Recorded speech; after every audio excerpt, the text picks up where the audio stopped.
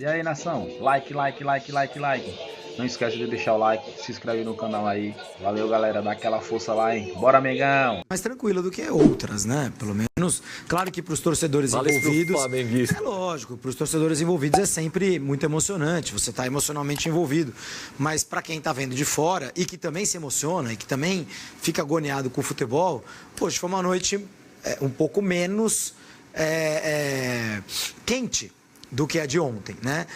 O São Paulo se classificou como a gente imaginava, jogando bem, sofrendo um pouco na reta final da partida, nos últimos 20 minutos, sentou um pouco no 2-0, o que é bem diferente do que sentar no 1-0, né? Então, sentou no 2-0, tinha uma vantagem confortável. Se tivesse continuado, possivelmente teria chegado ao terceiro gol, acabou recuando suas linhas e sofreu uma certa pressão do Nacional. O Nacional acertou a bola na trave, pôde fazer um gol que poderia ter colocado fogo no jogo, mas não aconteceu.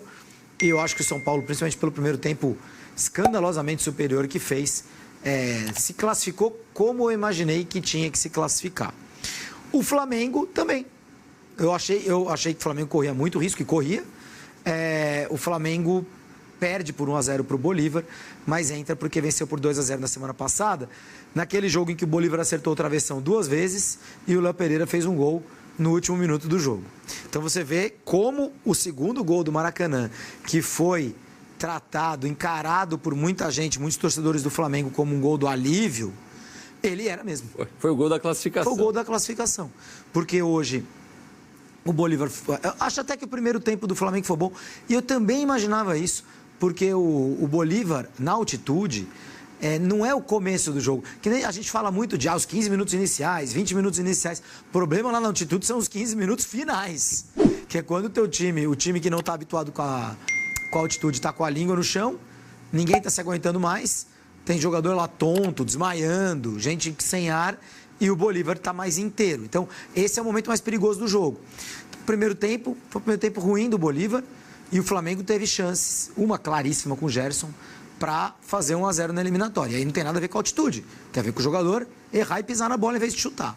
Aliás, o Gerson fez um grande jogo, mas ele errou um lance que poderia ter sido crucial. E no segundo tempo, o Ayrton Lucas é quem perde um gol feito. E a partir daí, o Bolívar começa a martelar de forma mais assídua, faz o gol cedo, considerando o segundo tempo, e aí é aquele sufoco, né, Tomás? Mas é um sufoco assim, sufoco bola na área, o Tite foi tirando todos os atacantes, o Flamengo acabou o jogo com uma linha de 5 atrás, 3 zagueiros, 2 laterais, uma linha de 4, com 3 volantes, e o Bruno Henrique lá na frente. O Bruno Henrique ainda arruma uma expulsão do jogador do Bolívar nos acréscimos, mas o grande nome do jogo, da eliminatória, é o Rossi, goleiro do Flamengo, que fez 3 defesas extraordinárias no segundo tempo, 3 defesas muito boas. O Bolívar acertou 4 vezes o travessão na eliminatória. Possivelmente, eu acho que foi uma eliminatória que poderia ter ido para pênaltis, Tomás. Possivelmente teria sido mais justo. O Flamengo melhor em uma parte, o Bolívar melhor no jogo dele em casa. Possivelmente, pênaltis teriam sido mais justos para essa eliminatória. O Flamengo foi mais eficiente, teve um goleiro extraordinário. O Lampe foi muito bem no Maracanã, mas falhou no gol do Léo Pereira.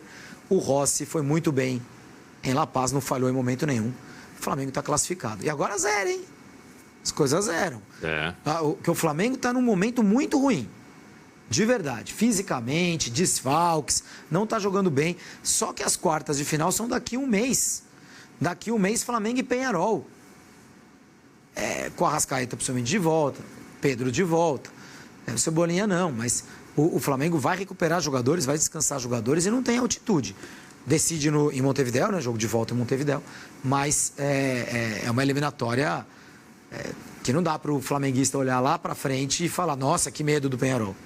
Não, tem que respeitar, mas o Flamengo é teoricamente favorito. Muito bem, o Peñarol joga no mesmo andar que o Flamengo, pelo menos isso. Números na tela de Bolívar e Flamengo. Daqui a pouco a gente passa toda essa rodada de Libertadores e Sul-Americana. Posse de bola, olha a diferença. 74% de posse para o Bolívar, 26% Nossa. Para o time visitante. Isso aí deve ser a menor posse de bola do Flamengo nos últimos 4 anos? Não, com certeza.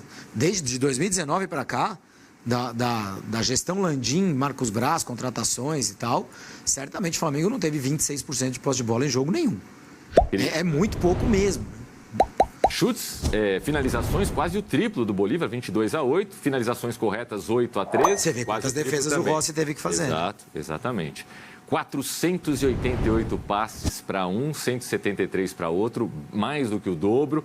8-3 em escanteios. Só nas faltas o Flamengo equilibrou a parada, 11-11. Bolívar, como acontece normalmente nesses jogos decisivos na altitude, é superior que os seus adversários, venceu por 1-0. E a escrita permanece, né, Júlio? Você, claro, às vezes você pode se classificar ganhando por um gol de diferença em casa do Bolívar, mas é muito arriscado. É muito arriscado. Muito difícil, muito difícil. É muito difícil. Pro time brasileiro, decidir lá na altitude é muito ruim. É muito melhor realmente decidir em casa quando você enfrenta essas equipes. Para o Flamengo, eu acho que era uma oportunidade, não, uma obrigação ganhar bem no Maracanã. E ninguém interpretava o 2-0 como ganhar bem. 2-0 era tido como o mínimo a se fazer. E o Flamengo acabou conseguindo esse mínimo no último minuto do jogo no Maracanã. Foram duas bolas no travessão do Bolívar lá no jogo do Rio de Janeiro, no primeiro jogo. Mas também o Flamengo, com o Gerson e com o Ayrton Lucas, teve 2 chances claríssimas de gol em La Paz. Então, até fora de casa, eles empataram nas chances claras de gol. Realmente, a diferença da eliminatória foi o gol do Léo Pereira de cabeça no finalzinho e a grande atuação do Rossi hoje em La Paz. Muito bem, Júlio. E nesse momento a gente... É isso aí, nação. Aí foi mais um vídeo pra vocês. Não se esqueçam, hein? Se inscrevam no canal e deixem seu like, hein? Bora, amigão!